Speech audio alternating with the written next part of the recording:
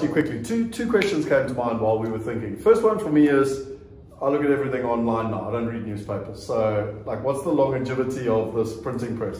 Yeah, so I think the key point is that Murray Roberts Media is a diversified media and marketing company. So in other words, they started migrating their, let's call it, newspaper publications from physical printing onto online. So they've already migrated that. Okay.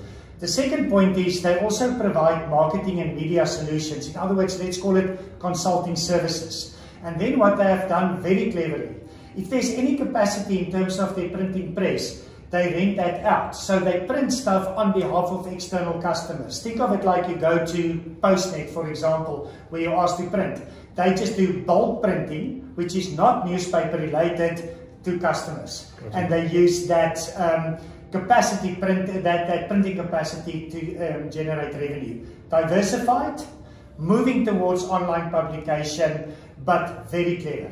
And also what I think is key is very low debt levels. Yeah. So I mean, a lot of sustainability going forward. Indeed. Tell me, it sounds good, but why would they want to sell and sign a 16-year lease, particularly below market value? Well, they've got a strategy, an acquisition strategy, where they go to smaller towns and buy up the newspapers. In other words, to ensure target market share. And they use that money for the acquisitions. So for investors, that should give them a lot of comfort in the sense that they're not using debt. In other words, weakening their balance sheet to do acquisitions. They did it through the excess cash, to use cash to do the acquisitions. That's why they're putting up their massive branch.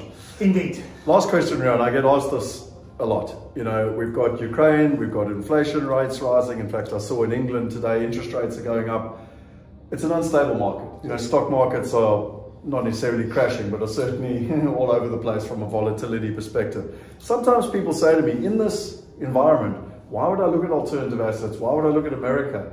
What's your thoughts on that? Well, first of all, the big worry in the world today is inflation and rising interest rates. One can argue that we're getting to the top of that, but remember within commercial real estate, listed property, that your rentals are linked to inflation. Yeah.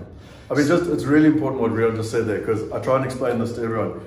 Real estate or property is one of the best asset classes to hedge against inflation. So if inflation's an issue, well, that's one of the reasons you put your money in real estate. Indeed. So, and in the case of the Murray Roberts building, there's a 2% guaranteed annual escalation. All right. So as inflation go up, your rentals go up. And common finance says as yield goes up, cap rates come down, which means your potential for capital gain increases. So that's the first thing that I just want to mention.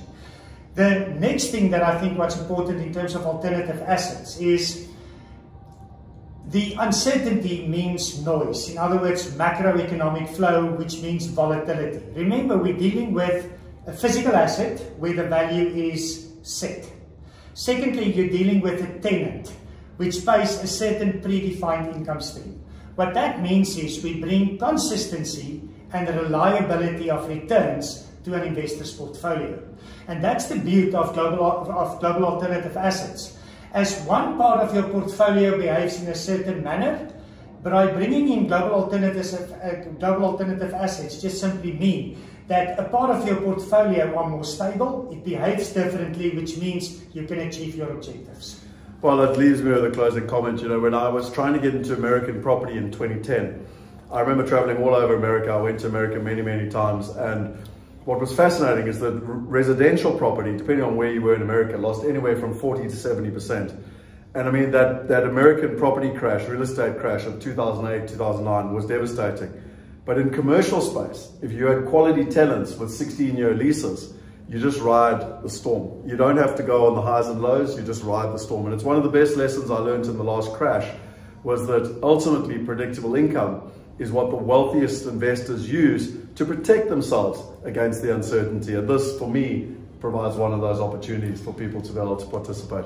Indeed, if there's cash flow, consistent, price will follow. Correct, exactly.